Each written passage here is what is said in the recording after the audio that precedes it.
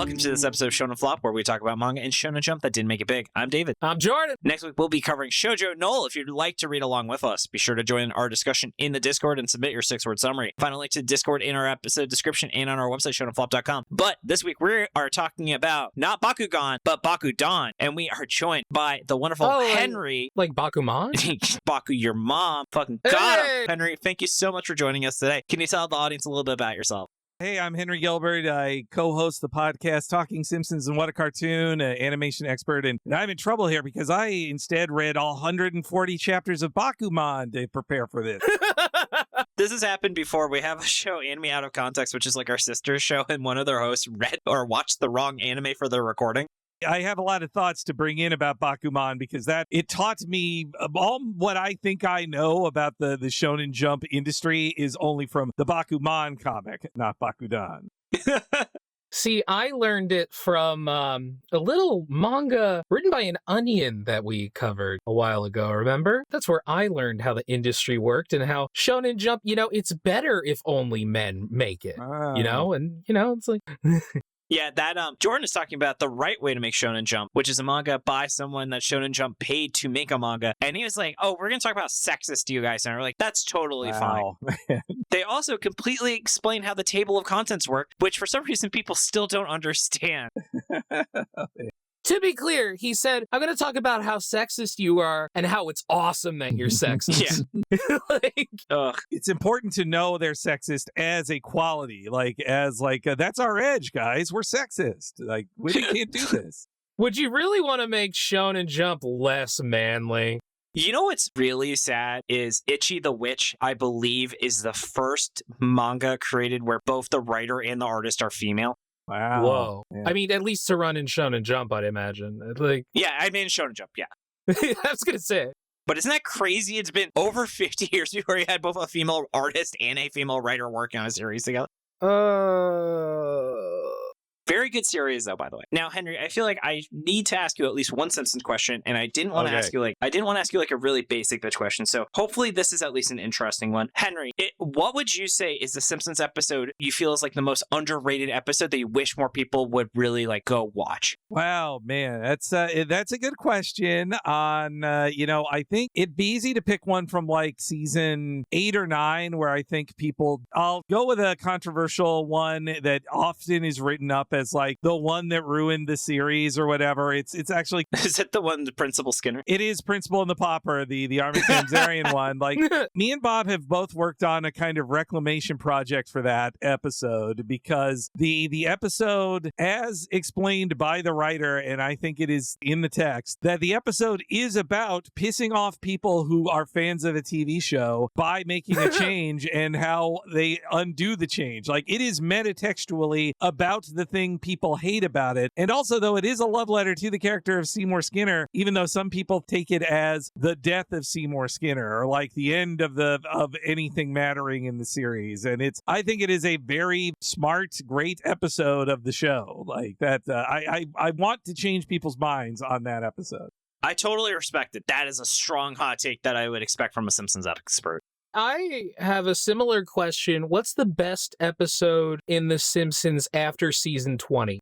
After season 20. Okay, so I have a go-to answer for that too, though I will say I have seen all of The Simpsons up to 20, and then I resumed watching again in 27 and have watched some in between a little bit, but so I'm not an exact completist, but the best one I would say is I believe it is season 27 or 26, but the episode is called Halloween of Horror, and it's the first Halloween episode they ever did that isn't a treehouse. Wait, what? They can do that? I didn't know they did that. It's a very grounded episode that is about Lisa acting like a real 8-year-old instead of, written as an adult and a perfect adult in a kid's body. She gets overwhelmed and scared going to Halloween Horror Nights, and it's about Homer pulling back all of his Halloween decorations, even though it's killing him, to help Lisa get over her basically nervous breakdown or huge anxiety attack she had at Halloween Horror Nights at Universal. It's a really good conceptual episode that also is funny. So now we're right after Halloween, but if people are still in the Halloween spirit, I would say that is a good modern episode to watch that is about something and cares about the characters and isn't just a joke machine. That's really cool. Oh, man. All right. Well, I'm definitely going to go watch that after this recording when I have dinner. I also want to give a big thank you to Maddie, a.k.a. Ooh, that's a raspberry, which I know is also a Simpsons reference. Thank you so much for both having been an awesome guest on multiple episodes of the show and recommending Henry to join us today. All right. And then I think now that we've done Talking Simpsons, wink, let's talk this manga and get into the manga details. Oh yeah, right. We're talking about the fucking manga. Yeah, this is a candidate for manga of all time. This Yakuza wink manga. God. All right, so this is Bakudan. It was written by Akira Miyashita. Notably, they were an assistant for Yoshihiro Takahashi of Silver Fang, which is, of course, the dog manga, and all caps, weed. He assisted him on Akature Kyojin and White Fighter Yamato. Also an assistant for Hiroshi Motomiya on Salaryman Kintaro and Musashi, which we have covered. Okay. That was a manga of some time. So it was. Notable people this guy had as assistants were Shinji Imaizumi of Kamisami wa Southpaw, which I'm assuming is another boxing manga because of the word Southpaw, and Takashi Kisaki of Renichiro Tamaki, Traffic Accident Investigator. Wow, what a scintillating sounding manga. That title grabs me there. I'm like, hey, wow, okay, I've never read about a traffic accident investigator. CSI Traffic.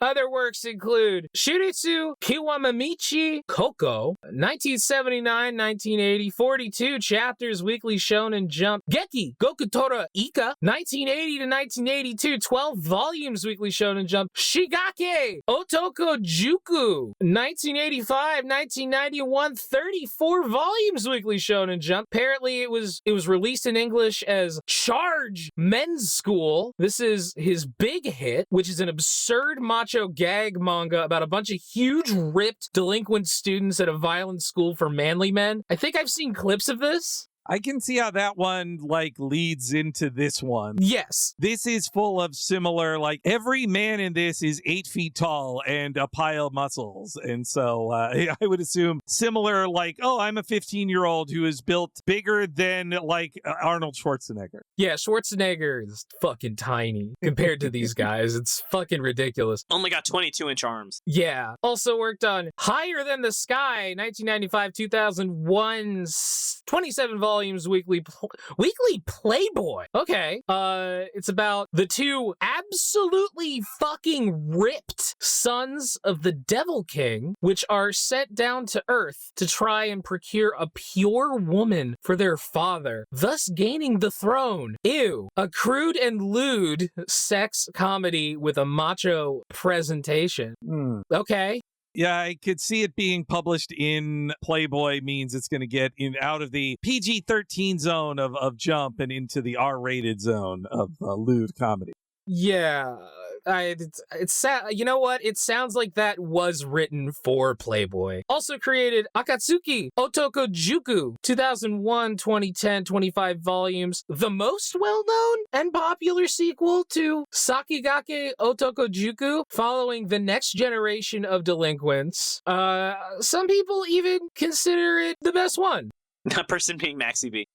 Yes, MaxyBee considers it to be the best one. Also, Shiritsu Kiwamamichi Koko 2011, which is a return to the controversial first series. MaxyBee, I wish you included anything about that controversial first series, because I don't know why it's controversial. Also created Shin Otokojuku, which I'm assuming MaxyBee does not fuck with as much as the previous one. But yeah, we're not talking about that. We're talking about Bakudan. Ran from September 20th, 1994 to January 24th, 1995. It replaced Ultra Star 11, and that is the glyph star, by Tetsuya Watanabe and Tenya Gano. 1 volume, huge flop. The series that replaced this was Hisoka Heart Returns by Ken Yagami. 7 volumes, it was alright. It was licensed for a bit. Series that started at the same time as it was Yatsu no Nawa Maria, by Munenori Muchimoto, 1 volume, huge flop. Tokyo Crime Story, Bosatsu Tofudo by Ryuji Sugihara, 1 volume, huge flop. And Rash, hey, that's something I know, by Tsukasa Hojo, 2 volumes. That's a flop. That's 127th episode with Mars Girl. Bakudan ran for 17 chapters and 2 volumes. Wow, that was a lot of tough to say Japanese names. You did great, Jordan. I also want to say some things, just for the interest of time, I had to cut back some of MaxyBee's notes because they had about, I would say, a page and a half of notes on this author.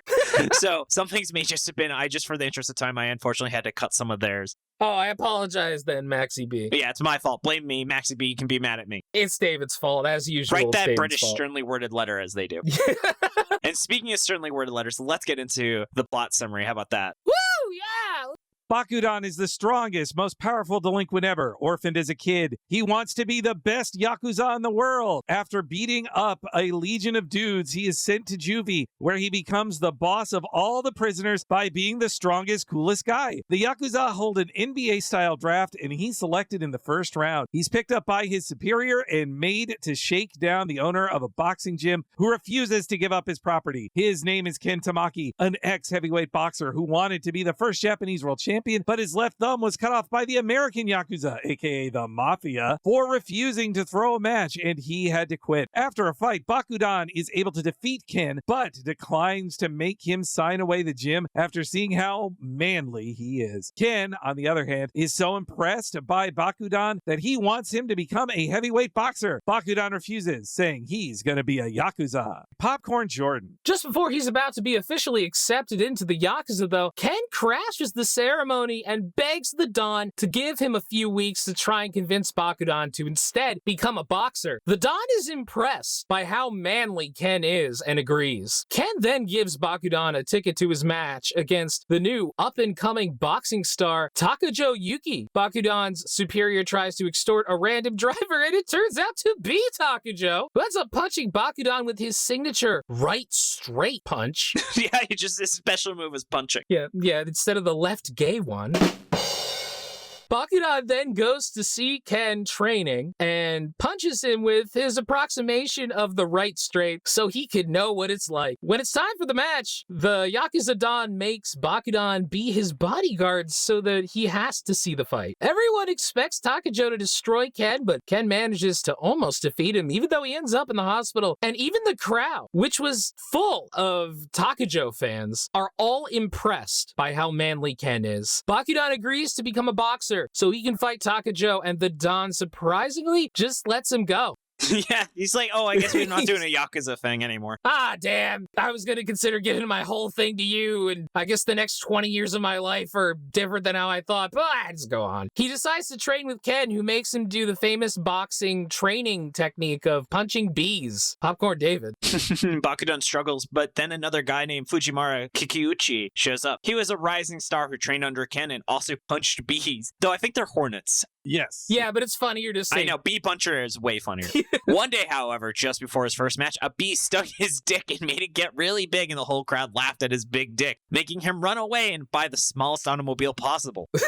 Fujimaru and Bakudan then train in order to win the licensing exam. Everyone there laughs at Fujimaru for having a big dick until Bakudan pulls down his pants to reveal he actually has a small to normal sized penis. They have a boxing tournament with the winner being the only one getting the heavyweight license, and even though Bakudan wins, the judges are so impressed by Fujimaru that they let him get a license too. Flash forward, and Bakudan beats everyone, including various rejected Punch-Out characters in Takajo. He's then scouted by Don King, who sets up a fight between him and the best American boxer, who might be a reference that Jordan doesn't understand. Bakudan wins Oh, but David does. Yes, I do. You must have a very high IQ to understand Bakudan. Yeah. Bakudan wins, becoming the best boxer ever, and the Yakuza are there at some point saying, wait, wasn't this originally about us? And no one cares. I feel like the author pitched a boxing manga to Shonen Jump, and Shonen Jump was like, no, we don't want to do that. And then he pitched a Yakuza manga, and they were like, yeah, do that. Then he just turned it into the boxing manga that he wanted to do. Yeah, it's like the Orville is supposed to be like a Star Trek parody, and then he just kind of made it an actual Star Trek show because he couldn't get the rights to Star Trek.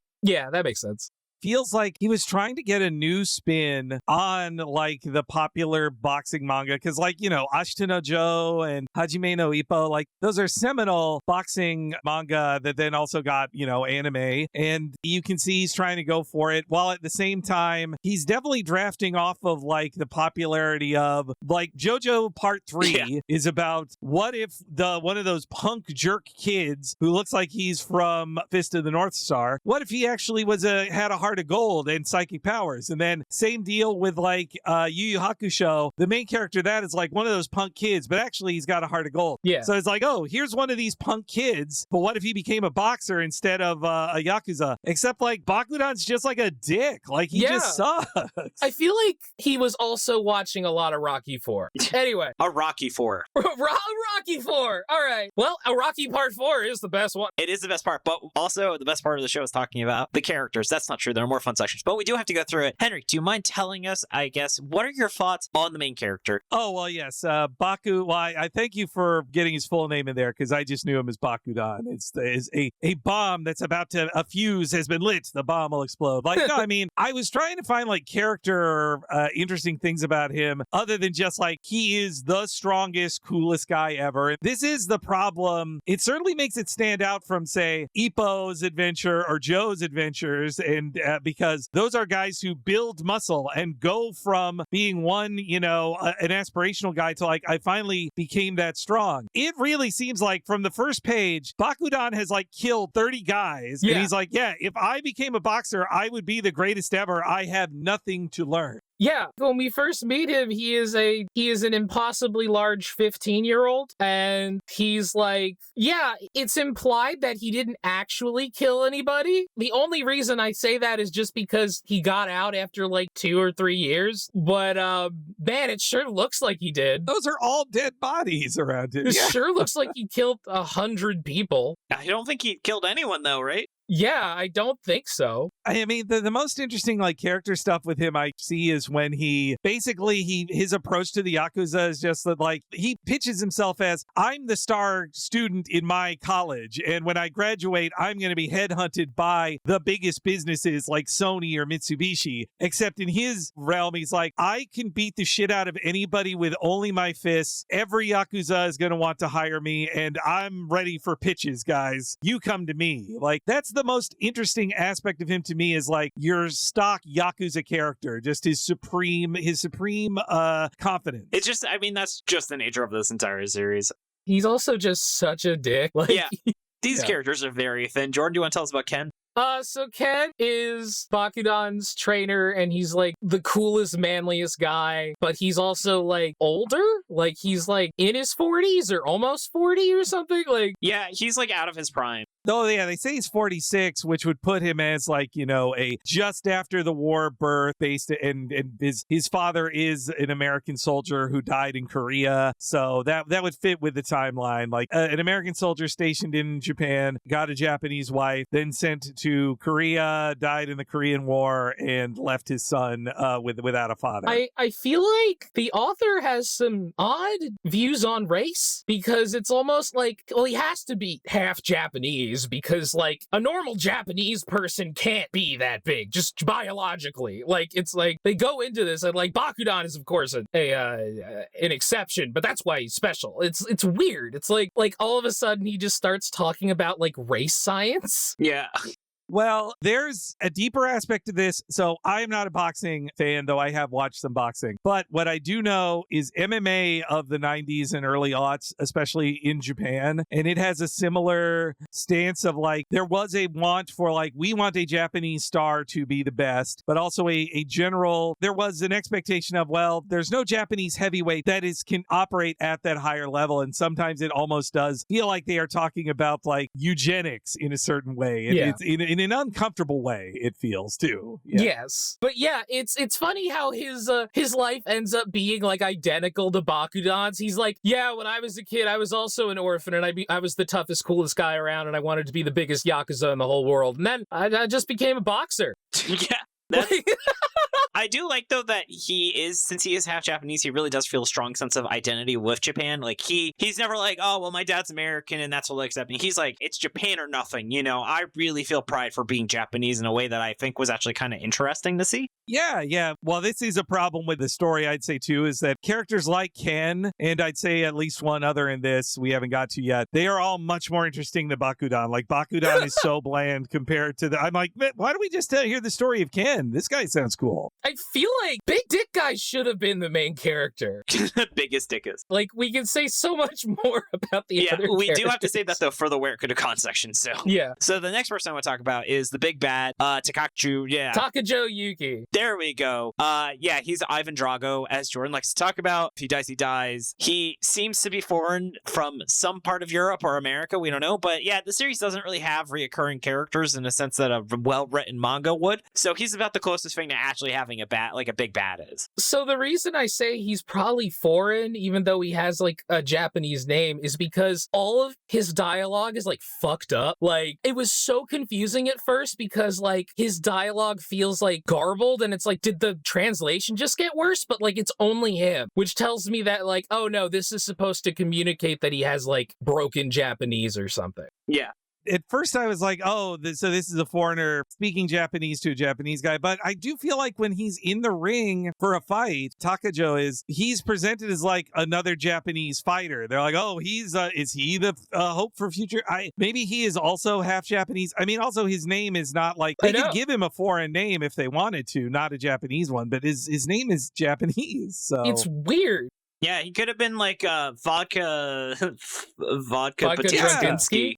Or just like Vivan Rogjo or whatever. The closest they could have it to be Ivan Drago without it being Ivan Drago. Drivin' Rago.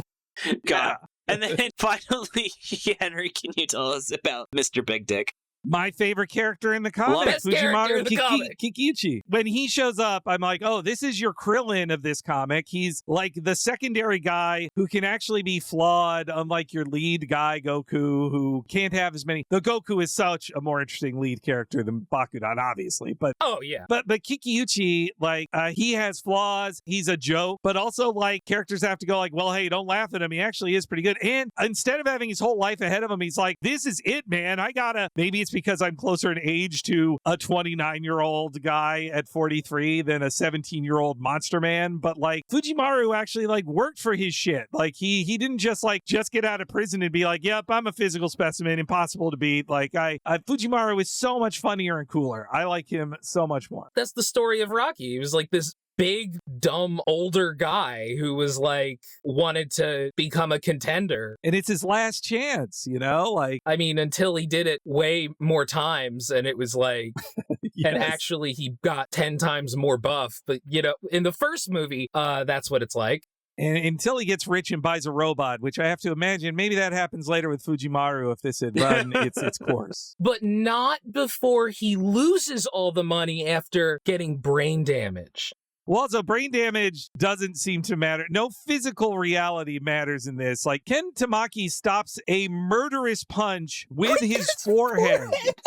Yeah. And they're saying it like it's this really clever thing. Like, hey, that's what Mike Tyson used to do, is he trained his neck so he could, Wasn't it? I mean, that's also so funny. They have a whole sequence that's totally ripping off Rocky IV and the death of Apollo Creed against Ivan Drago. Except, like, he does get beat, but Ken Tamaki is too tough to die from that. And in fact, is pretty much fine 3 chapters later. Honestly, Apollo Creed's kind of a little bitch for him to die. Yeah. Yeah. How dare he? Anyway, we want to move on to why it's failed, because we're pretty much there.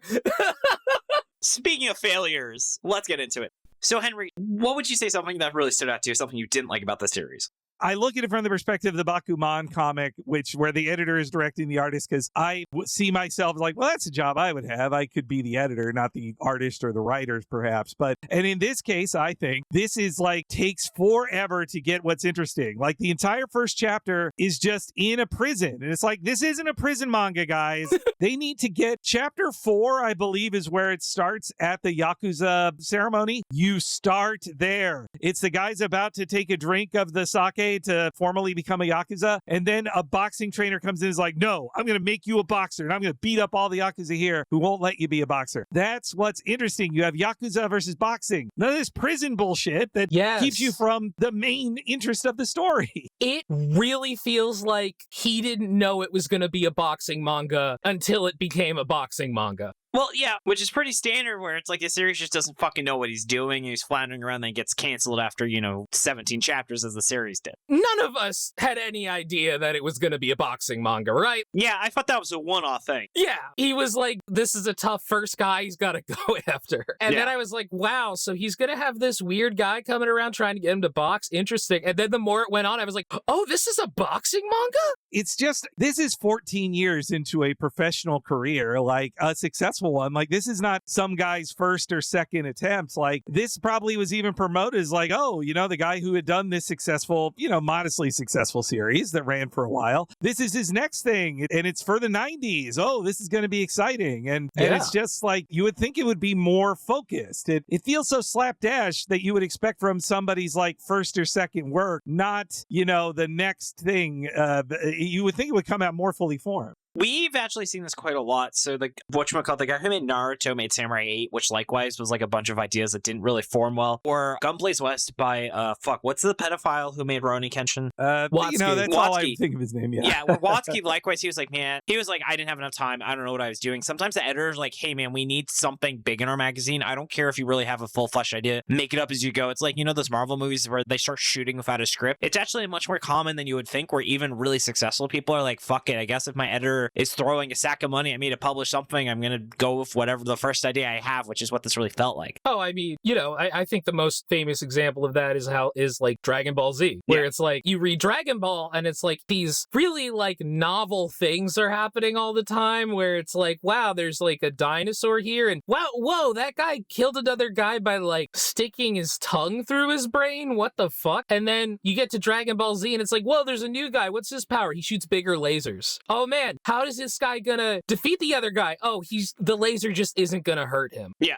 And it just kind of goes from there. I mean, the deadline, this has been talked about by so much, like the deadline system is just so terrible. Like, yes, even with somebody who is successful, you would think they could just say like, hey, give me a year and I'll come to you with a fully formed thing and we can work on it together. But it just seems like, even in the case if you're a big enough name, even like Toriyama, like between Slump and Dragon Ball, it's I've read about how he was working on the pitch for Dragon Ball in between Dr. Slump, and it was like his editor lived with him for days and was like, no, come on, think of something. Okay, you like Jackie Chan movies. What do you do with that? Come on, let's do something.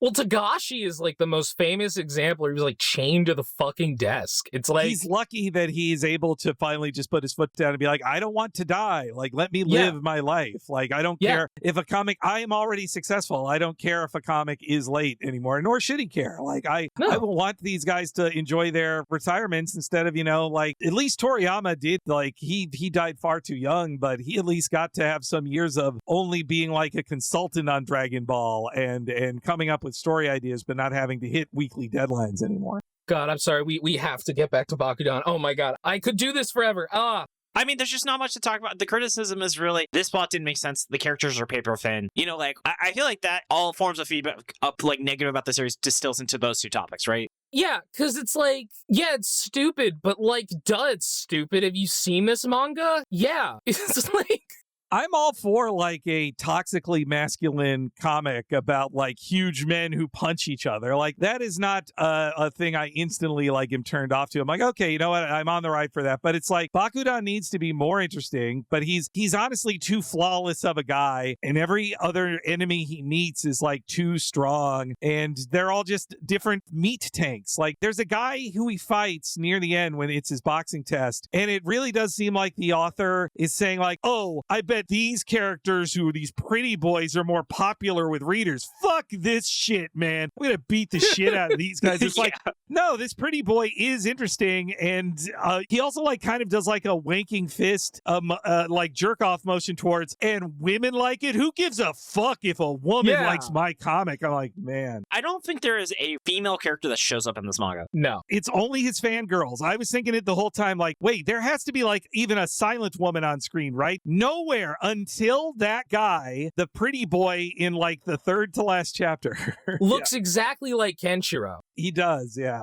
I'm just imagining that there's I always forget, it's the Bechdel test, right, Jordan? Yeah. Yes. Yeah, that's I'm just imagining you have like a Bechdel test scanner and it just explodes in your hand on this series. All right, but do you have any more negatives or should we get to the positive? Well, and like every other character around him is more interesting. Like especially Fujimaru, when he shows up, I'm like, this is your main character. You found your main character when you were basically over with. Like the over-the-hill boxer who also is a joke. And the one funny joke in it that actually made me, I had two things that made me laugh. One of them was anytime his Yakuza boss, or I guess retainer, was going like, Jesus, shut up. Like, stop saying this. That guy, I was like, oh, that's funny. He's the overly anxious Yakuza protector. But the other guy going like, man, everybody laughed at me because I think I have a big dick because of an allergic reaction. Well, you're not going to call me big dick anymore. I have a regular sized dick. Look at it. That'll show him. Yeah. It's so good. All right. So speaking of things we enjoyed about this manga, let's get into what it did well. Jordan, so what is something that you enjoyed about this manga? This manga's fucking crazy, dude. Yeah, it's such a fun read, isn't it? Like, Yes. It's just, this is like frequently so bad it's good. Like I said in the Why It's Fails, like, what are you going to say? It's stupid. Of course it's stupid. Yes, of course it's stupid. Like, it is stupid like Rocky IV is stupid, you know? Mm-hmm. The series is unapologetic. Just look at the character designs. They knew exactly the tone of the series. It is beyond ridiculous masculinity, but it's like also, I'm not sure how much he's going for like parody or funny as opposed to the artist just going like, this is what a cool guy looks like. He's this huge and giant. Like with Araki, who's one of my all-time favorite artists of course. In the comics, like definitely his way of drawing a masculine pile of muscles, there is certainly a level of like, not just like sensuality to it that is intentional, but also he knows there's something kind of funny about a huge guy if you draw him from the right angles. But this artist is just like, it to me reads like an artist who's saying, this is what a cool guy looks like, a giant, huge man. Like, this is it. He doesn't seem to get the comedy as much as you would expect an artist to do that. All the problems are kind of solved by like another guy being like, damn, that was fucking manly. You know what? I could kill you right now, but like, shit, man, that was impressive. Man has to have something he believes in, and I'm a man, and as a man, like it's just constantly the man's got to have a code. Well, and even the Yakuza boss, he's surrounded by some guys who are just like, hey, we shouldn't hire this guy. He's stupid. And then the Yakuza boss is like, I'll beat you to death right now. You have to want to shoot yourself in the face if you want to be a Yakuza. It's like these are the type of guys who are like, these are like Kiryu from the Like a Dragon series, like these impossible men. Like, but except at least Kiryu in Like a Dragon is built up over time. Like he starts off like just a kind of tough guy, and by the end of the third game, it's like, oh yeah, he just can punch an elephant in the face and kill them. But Bakudan starts from that point. Like the first comic, he can punch a wall just down. Like he's just like, yeah, prison wall, I can break it. Bam, there we go, did it. And he is burnt to death. And then when they find him underneath rubble, burnt to death, he's like, he's fine actually. Well, we'll let him out next week. Like he was too angry to die. Yes. Yeah, you know, he's too cool to die. The fire was like, man, I was gonna burn you to death, but like, damn, you were like, that was some manly shit. Just say no. He literally was like, hey, I don't want to be in jail anymore. And they're like, okay. And they let him out. Well, yeah, what are you going to say? What, you're going to build a jail? In Baki, you get a character like this where he's basically just in jail because he wants to be. Yeah. Yeah. Yeah, he could leave whenever. Like, what? He can punch through a fucking stone dungeon wall.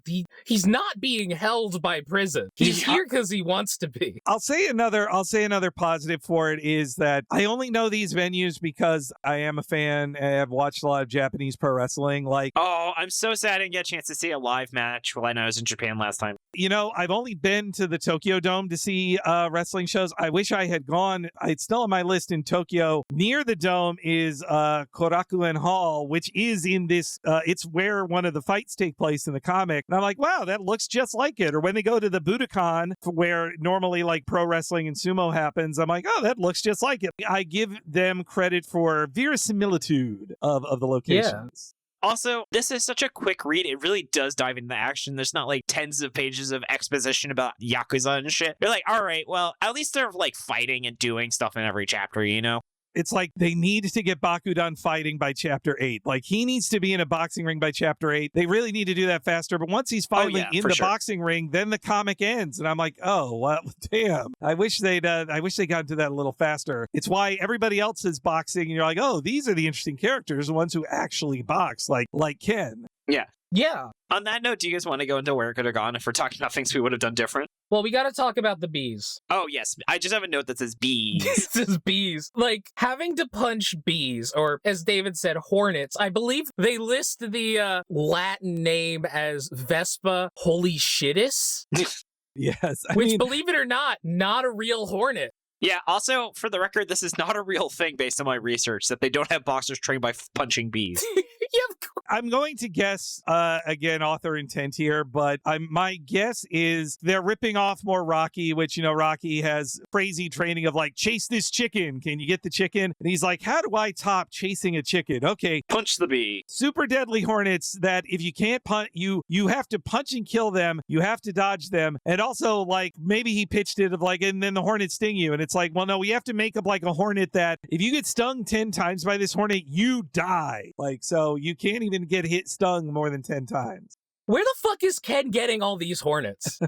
Yeah, they're not even the Japanese murder hornets. Bakudan says he was fighting like 50 hornets at once, and Ken has been doing this for years. So it's like, is he like secretly this like bizarre underground illegal like beekeeper? Like, what if actually that's how he pays for his boxing studios? He has like an apiary and he sells honey. And imagine if this got long enough that shifts into a beekeeping manga. That's so much more interesting. Fuck. All right. Now we really have to go into where it could have gone. Yeah. So absolutely sounds like the best idea would have been if this was about beekeeping instead. Mm-hmm. Can you imagine it? Our main character in like a 7-foot tall beekeeping outfit and he's making like muscle honey or something?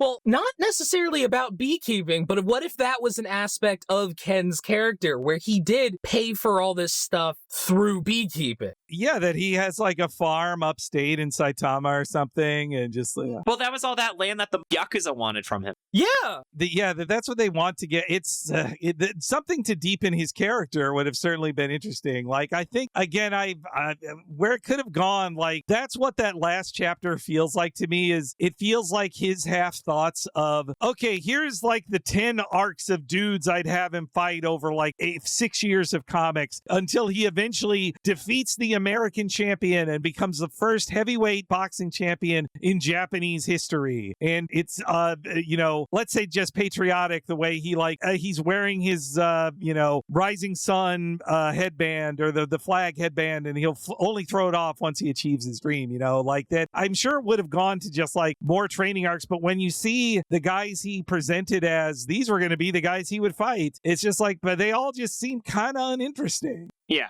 I mean, they were jokes. They were absolutely just like he fought a Catboy with like a completely different... That was ridiculous. These character designs just pop out of nowhere. These were not... Like, what the fuck? Like, completely different tone of a manga. He needed a female character in this. I mean, if I'm his editor and I'm getting in his head, I'm like, dude, even if you don't care about women or want them to read this comic, do you know, like, if you just drew one sexy girl in this thing, people would read it for that? Like, he might just not be good at drawing attractive women, like, to sell the book. But, like, this is what, like, if you just had a cute girl in it just for your own economic purposes, like, it would have gone a long way in this comic. Yeah, where was Ken's, like, arbitrary daughter? That would have been actually the appropriate age for the main character to date. Oh, yes. Oh! God, that's such a better... Yes, yeah. Or like fucking Baki does. Like Baki, I feel is like the good version of this. I know, I like Baki. Really, David is like whatever about Baki, but like Baki just has this girlfriend for like a long time until she, spoilers, gets like taken from him by Muhammad Ali Jr. But she's like there, and it's like, oh, there's a girl here, and it's like an interesting kind of contrast. Whereas like there's nothing here. There's nobody. It is just men, and they are all big and burly, and it's like, it's almost to the point where when they're like, man, that was a real man, and it's like, well, you're all men. No, I mean, look, what they really need to all do is just like fuck. Like, I mean, honestly, like they just they needed more fucking. it's all manly men appreciating their manliness. And it's like, well, let's just cut out the middleman here, guys. Like, come on. Like, you know, like it just needs to be gay. Like, I think so. Yeah, this should have been what Dick Fight Island ended up being. Instead of just calling everybody gay slurs and shit like that, which they do. I don't think we mentioned that yet, but yes, every other line in this series is some gay slur that one character is calling another one. Instead of just doing that, just be gay, you know? Be gay, do crime. I mean, I have to... Sorry, just for Yakuza manga is just be gay, do crime. Yes, the way it reads... Obviously, I chalked it up to probably the fan translation localizer. Yes. Yeah. MaxyBee later says that none of that is in the Raws. Okay, well then that's what I assumed. I mean, honestly, again, I'm gay. Obviously, I felt a certain level of offense when people say douche fag in it, for example. Like, I'm like, oh, that's weird. But also, I am a person who lived through the 90s of fan translations, and it took me back to imported Dragon Ball GT subs that would say like eat shit like in it and just a slur, and I'm like, oh, okay, this is old school in that way. It feels like I am reading an American localization from 1994. Yeah. I agree. Like, because, when I saw that, when I saw them start doing that, my immediate response is, oh, that's how old this translation is. Yeah, right. Exactly. Yeah. And it does feel like that is what, like, a gross, profane teen would say this all of the time. Like that. It's like, again, to bring it back to the better version of this kind of idea of Jotaro at the start of part 3, like, he calls his mom a bitch, I believe. And he's told, like, how dare you say that? But that was kind of it. This is more like if Bakudan like never stopped calling everybody a slur all of the time. Yeah, I completely agree. Also, as we talked about, it really needed to get into the boxing. Like, he should have had his first like boxing match in like chapter 5, not chapter like 10 or whatever, right? Mm-hmm. Yeah, once you've gotten to the end of your second collected volume and now he's finally in his first boxing match, it's like you've waited too long. You know, friggin' One Piece's first chapter ends with him leaving like this is if he didn't eat the gum fruit until chapter 15. Yeah. Oh, God. Or, like, he never said he wanted to be a pirate until, like, chapter 10. It's like... Yeah, he's like, I don't know about this pirate thing. I kind of want to be like a farmer. I don't know. Yeah. It's just Vinland Saga where he works on a farm for 10 chapters. So that really earned that plot. One last thing, also, actually, that brings us back to the B apiary shit. But I think it would have been also really cool if, like, maybe he gets into boxing as, like, vengeance for Ken, who, like, maybe was the one who talked him out of life of crime in the Yakuza, like, get revenge by beating him up or killing him or whatever. And he's like, you know what? I can't do this. These are unhonorable people. Not that I really think it mattered for him. But that's, like, and that really converts him because there's nothing that really makes me say, okay, makes sense. He abandons the Yakuza shit for boxing. Yeah, that was his dream for his whole life. I actually really agree with Henry that, like, the way this should have started, it shouldn't have started there. Actually, what I think, I really agree that, like, Fujimaru and Bakudan should have, like, switched character positions where we follow Fujimaru because, like, I think Bakudan could be more interesting where it's, like, we're following this washed up, essentially, like, almost Kinnikuman style character in Fujimaru, and he's, like, trying to become big again, but it's like, oh, here's this guy that like he's competing with, and he's actually like the strong young guy that Fujimaru wants to be, but Fujimaru has embarrassed everybody with his big dick, so he can't do it anymore. But unfortunately, at this time, Kaiju number 8 hadn't come out, so they didn't know that you could have Shonen Jump characters over the age of 20. Yeah, God. Right. Yeah. Yeah. I mean, that's why he doesn't get to be the lead, even though he has so much more of an interesting story. But yeah, I think that at the very least, like once Fujimaru joins, I'm like, oh, them is a twin adventure through their lives, both as boxers and letting him be like competition, like friendly rival / training partner. It was like they finally discovered the missing flavor to this dish, like right as they were like tossing it in the garbage. Like you could tell the second to last issue has like a splash page of the artist being told, yeah, this bomb fizzled out, huh? Like that's kind of the joke they put on the page. So he knew he was canceled then. Yeah. Yeah. All right. And then in the interest of time, is it cool if we go to miscellaneous thoughts? I'm good. Yeah. Yeah.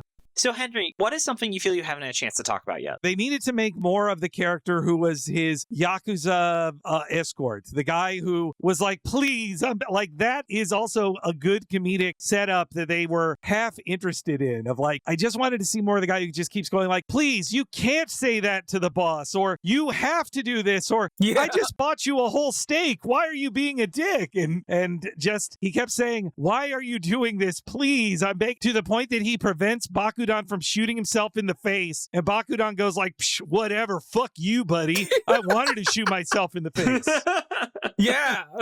I love that character, and it seemed like they were almost building some kind of arc where it's like he was coming around to actually care about Bakudan, like right at the end before we never saw him again. Yeah, he like quits the comic. He's like, you know what? I saved your life, but I'm out of here, buddy. See you later. Like, I'm out of here. I mean, too, it's like the way that Russian roulette sequence goes, it's a good metaphor for the whole series, that it creates a kind of clever idea of, oh, this is Russian roulette with only one bullet missing. He's definitely going to kill himself. How will he get himself out of it? And then it's like, somebody stops him from shooting himself in the head. That's the best we can think of. Like, I wish we had come up with a better idea.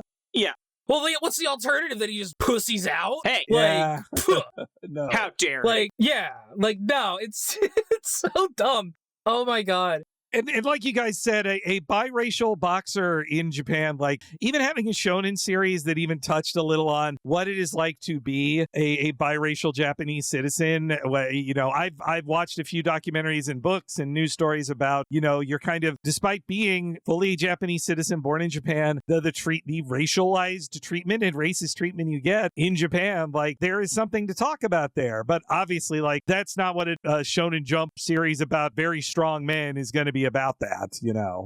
Yeah, that aspect is interesting. This is one of the less racist depictions of a black person that we've read on the show, I have to say. Yeah, and just the fact that he has a lot of identity, a Japanese identity is really cool too, because usually I feel like biracial characters, especially ones that aren't half white, often say that they have to associate with their American half because they just feel so isolated from the community. And honestly, I think that would have been the coolest element, is to learn about his life growing up as a half black person and how he gained such a strong Japanese identity. Yeah, and also I do think the artist doesn't fall into some of the more stereotypical tropes that are done for drawing characters with an African background, like his character. It doesn't fall into that, maybe also because the artist has respect for, at the very least, you know, black and African American boxers, and wouldn't want to draw them in extreme caricature. Like the George Foreman type at the end who he fights is not drawn in extreme caricature, I would say. Oh, God. By the way, speaking of which, did anybody else lose their minds when Don King showed up? That was crazy. That was great. Yeah. That was insane. And there was no Mike, and it was crazy there was no Mike Tyson reference in this entire series. Yeah, because it comes after. I was trying to remember, like, what was big about boxing in Japan in the 90s. And, like, one of the biggest, at the start of the 90s, I think it's 90 or 89, it's where Mike Tyson's first loss ever and his career derails is boxing in Japan against Buster Douglas. Like, he loses, he goes to Japan, he's jet lagged, he has, like, some illness, probably party too hard, and loses his first ever fight. And it happened in Japan. And I do think, you know, already Mike Tyson, he's famous enough in Japan to get a video game from Nintendo, that then him losing his first fight there was a big deal. Like that, this kind of comic is existing in that era of the Japanese interest in boxing, which is, and most of the best boxers back then were American. I think these days it's like a British guy who mainly fights in Saudi Arabia is like the most famous boxer right now. That makes sense. Yeah, I also want to say, speaking of it, actually, I really think, Jordan, it would have been a great box art to make it a reference to Mike Tyson's Punch-Out for the cover art of the show. So that was a good way of tying it. Also, this really shows how less known Japan was in the 90s, where they refer to a tiny island nation instead of, you know, Japan has a population of what, like 100 million, and they're one of the largest cultural exporters in the entire planet. Yeah, it definitely comes from a position of like, oh, you know, small time Japan, we have to prove ourselves, which, I mean, in the realm realm of boxing, it kind of still was that. Like, I do think it not long after that is when, this is also like the last time you could do a thing about boxing. If you're the number one boxer, you're the toughest guy, because like this is when Ultimate Fighting Championship and mixed martial arts started and fully surpassed what a meathead asshole like Joe Rogan thinks the strongest guy is somebody who's good at, is the best at MMA. It completely supplanted the heavyweight boxer. The world heavyweight champion is the strongest man alive. Like, nobody thinks that anymore. Yeah. Oh, yeah. Also, speaking of that, and the bees, I can't get over the bees. When he's fighting the bees, it is the most Baki thing I've ever seen. Like, that whole segment. First of all, there's a famous moment in Baki where Baki uses his mind to imagine that he's fighting a giant praying mantis to the point where the praying mantis can hurt him. He uses his mind powers to do that. But also, the thing that this manga does there is that it's then like, actually, this is a very common practice dating back to blah, blah, blah, which is just out of Baki. Baki will have the character do like the dumbest, most unrealistic thing ever, and then just have a segment where it's like, actually, this is a technique created down in Brazil in 1964, and it was actually very well known. And I feel the difference between that and Araki's thing is actually like something that you could go look up. Yeah. Oh, yeah. No, yeah, Araki totally is like, I never question any of his little factoids about like, when you're in zero gravity, you piss yourself a little bit. I'm like, that has to be true. Like he's earned that credit with me. In this comic, I'm like, nobody in South America actually boxes hornets as training. Come on, that can't be real. But no. Yeah, I was very tempted to ask my Brazilian coworkers if they've heard of this, but I think they would think less of me. Oh, also one last thing about Japan. Did you notice that they translated a katana as like a longsword, where it was like, I guess that shows how old this is, that they didn't think the average reader knew what a katana was, which really shows how much Japan culturally has exploded in the last 20 years. Well, it's even worse. They call it a broadsword, which is the opposite of what a katana is, I feel. That's really confusing to me. It feels like it was localized by somebody who didn't know how big Teenage Mutant Ninja Turtles was in America, that made it so like at least every American child should know what a katana is because it's what Leonardo uses. That's how if you're reading that comic, you probably should know what a katana is just from that. Yeah. All right. And then before we move forward, I just want to read off some fun facts from the legendary MaxyBee, who says, no, the original dialogue doesn't feature this much swearing or slurs as we talked about. Okay, yeah. Even in Japan, the series is written as a Bakudan in all caps to better differentiate from a different Bakudan series, which made a lot of people in the Shonen Flop Discord very confused about what series we were covering. And Bakudan is Akira Miyashita? Yeah, Akira Miyashita's final work for Weekly Shonen Jump. While no reason appears to have been given, his move to Super Jump in Weekly Playboy suggests that either his primary audience was aging out of the shonen demographic of descending, or Miyashita wanted to explore a more mature fare than normally allowed in Weekly Shonen Jump. Unlike a lot of authors who moved from Weekly Shonen Jump, the author stayed with the larger Jump brand until 2010, when both his major sending titles wrapped up, in Super Jump and Oh Super Jump. In years since he has moved to Manga Garaku, a magazine for old men. So I guess his demographic just keeps aging out of his work.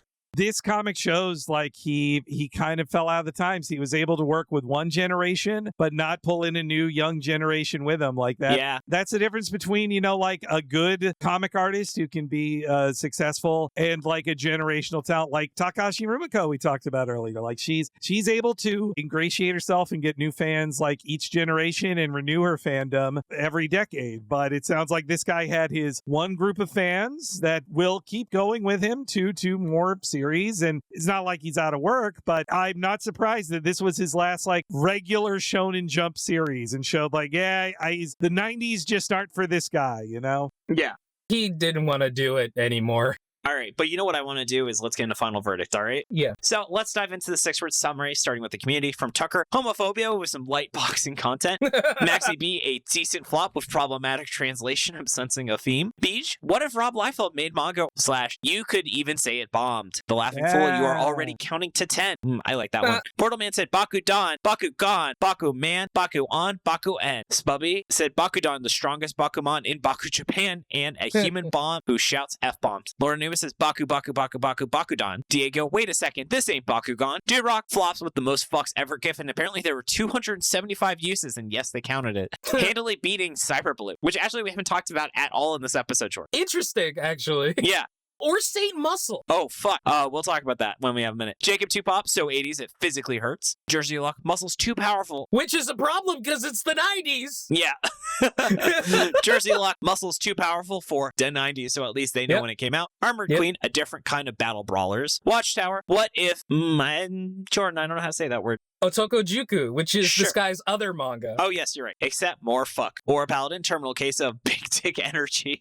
And then, Henry, how about you? What was your 6-word summary? Okay, I think I got one here. It's so straight, it's gay, the inverse.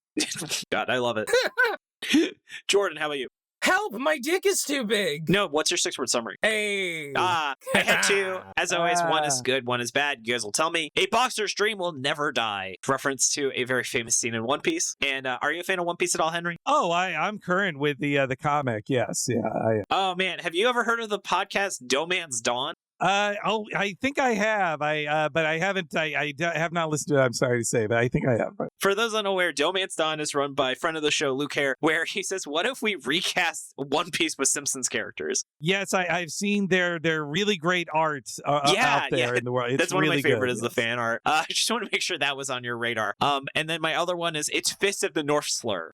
Nice. Yes. I felt really good. I hate when I have to say it's, but I was like, it's like I really wanted that to be 5 words, but I had to make it 6. You know. I'll let you. I don't have a problem with it. That might be in the consideration for the floppies for best 6-word summary from me. It's pretty good. Oh, you know what? I have a second one. I just came go up for with, it. actually. A worse JoJo, but it's gayer. I love it. How is that? I don't know about that. I don't know if that's possible. Is that possible? Like, somehow. I think these guys, there's no woman at all in this. You will see a naked woman once in a JoJo Bizarre Adventure comic or so, but true. There's no women at all. Fair. All right. And then this is a tricky one. Henry, would you consider this a flop or not? Yeah, I mean, it is a flop in that, like, the actual experience of reading it is just seeing missed opportunities and wanting to condense it. It's frustrating in that I do see a good concept here and workable characters, but it clearly needed, like, more time in the oven, and it sucks to see it half-baked. But yes, I would call it a flop because when it finally gets to its interesting zone, it's already out of time. And it discovers its best characters when it's too late. Like, it's a flop because the guy just dicked around in the wrong directions. I would agree. This is like on the better side of a flop, but I thought it wasn't a flop, and then I was like, I don't really know what the fuck this thing is doing, so I will say it's a flop. How about you, Jordan? Yeah, this is a flop. I mean, it's so stupid. Like, it's stupid in an enjoyable way, but it's not stupid enough in an enjoyable way as much as like Cyber Blue or Saint Muscle, which are just so stupid that they wrap around to being incredible. God. So Henry, Cyber Blue may be the most bad it's good series we've ever covered in this series, where everything is absolutely insane. They have a robot, essentially it's about a guy who fuses with a robot that won't stop swearing all the time, and it's set like in space in the future, but it doesn't ever really matter. And it's like a fever dream of a series. I don't know how to describe it, but it's absolutely probably one of the best things we read this year, and it's by the creator of Fist of the North Star. Oh, hey, okay, I'll check that out then. That sounds interesting. You know what? I'm going to say again, I'm not, as a gay guy who's on this, I'm not trying to say everything's gay, but I am saying that Bakudan, the only time he ever physically interacts in a non-violent way with somebody is when he pulls down a man's pants to expose his penis. I have to say. So. That's true. All right, so since we all thought this was a flop, though, Henry, what's something someone should check out instead of this? I've been reading a lot of comics lately, especially. I just came back from Japan and had read so much. I would say something Tezuka related. Osamu Tezuka, he's so important. He's so legendary, all that in the comic world. But a lot of his works, I would definitely say if you never read like the Pluto story of Astro Boy, the original, I mean, the Pluto adaptation also is one of my all-time favorites. And I'd also say his Buddha series is one of my all-time favorites, and it is a brutal series too, like in that it's like it pulls no punches. It will make you love a character and then do something heinously wrong to them just to show how cruel the world can be. And sometimes you need that. Sometimes you don't just need everything happy or diversion. Like, so I've been kind of in a Tezuka mood these days. I love it. I'm not like super experienced with Tezuka, but I've read like a bit of Blackjack, and it's like, oh, Blackjack's great. Surprising how like dark he can get. No, yeah, and again, when you think of him as an influential comic artist in Japan, like him deciding that he's going to just do like a comic story that isn't for children, that moved the industry. Like when he did that, he's like, no, I'm gonna make an R-rated, well, not R-rated, but a movie with tits in it. I'm gonna do an animated movie with nudity in it and sex. Him choosing to do that moved the industry. It changed, it pushed the envelope and did those things. Same with like his movement toward just having an adult story about sex or violence or war or all of the, like, even addressing World War II, like in his stories, like he got to tell these stories that so many people followed in his footsteps because he made it okay to deal with those heavier topics. Yeah, no, I mean, he's a legend, and he's, like, legitimately, like, from what I've read of his works, like, they hold the fuck up, you know? Yeah. Now, look, hey, people can send me a list. I could name 20 things of his I know that is like, yes, it was published in 1948, this thing, or this thing was published in 1973. This has bad stuff that aged. But at the museum I went to, they were even clear of, like, we accept that there's stuff in this that has not aged well. Tezuka, later in life, was like, he wouldn't draw a character this way now, who's like a character in Africa, for instance, let's just say. Yeah. Oh, Kimba the White Lion? Are you perhaps talking about that series? I don't know. Stuff like that, yes. There's many moments like that he later in life like repented and regretted, and he also when he understood things better. But the position of the museum, and it is one I kind of agree with, which is like you accept that it's bad, you know it's bad, it's poor. You'd hope nobody would do something like that now. But if you were to alter it or hide it, then that is going against the artistic intent, and we're all the worse for it of not knowing that that's what his work had. Like, yeah. So I agree. Will Eisner's the same way. But, like, anyway, Yep. My recommendation would actually be the YouTube videos that Summoning Salt has made about Mike Tyson's Punch-Out. Specifically... The blindfolded one? Well, that one's insane, but also, like, the quest to beat Matt Turk, incredible video. About how, like, in, like, the 2000s, these Punch-Out players just find these old records on a forum by some random Punch-Out guy, and they're like insane records, and then they spend like the next 10 years trying to beat them. It's like really interesting, actually. I love it. Okay. And then my recommendation is, have you guys seen Punch for Ever? No. The most unhinged. So essentially, this guy from Newgrounds has essentially kind of made his own shitpost anime where he went so far as hiring professional Japanese voice actors to create a fake sub of it. This was like the most Newgrounds cartoon joke I've ever seen in my entire life. So it's essentially set where it's like the demon realm intersects with the human realm, and like they take over Earth, and there's a giant fighting tournament. And I just love how the main character's like 11 years old, and she like wakes up because it's the big day of like the big tournament for the year, and she just wakes up and she sees the alarm, and she's so excited she starts going like, oh, and then she inhales her alarm clock. Okay, actually I have seen this rules. I do, yes, I know this. Yeah, So it's only 3 like 10-minute episodes, but it's one of the best things I've ever seen. It's actually like very, very, like the animation quality is extremely high as well, which is why I see he does like 2 episodes a year. So everyone should watch Punch Forever. It's one of my favorite things I've ever seen. No, I heard of it first because my husband showed me some ribald drawings of one of the men in the series. Yeah. And then, Jordan, is this the worst thing we've ever read? Nah, not even close. I don't remember the last time we said that. All right, let's get into wrap up. Ready? Yeah. So, Henry, I just want to say thank you so much for joining us today. Where can people get more of you in their lives? Well, I'm on Blue Sky and Instagram as Talking Henry, and I'm always posting a bunch there. But obviously, I co-host and co-created the podcast Talking Simpsons with Bob Mackey, and we talk a lot about The Simpsons. We go chronologically through the whole series, and also have a lot of. I mean, we're both big weebs in our 40s. We bring in a lot of the similar talk about that into it, despite it being a Simpsons podcast. And we also do the What a Cartoon podcast, where we cover animated cartoons just like The Simpsons. Often, we've done a lot of anime. I'm gearing up right now for My Neighbor Totoro, and I'm doing a lot of research. I have actually just rewatched Grave of the Fireflies to like be ready, just because it was a double feature with My Neighbor Totoro. So yes. Oh, that's messed up.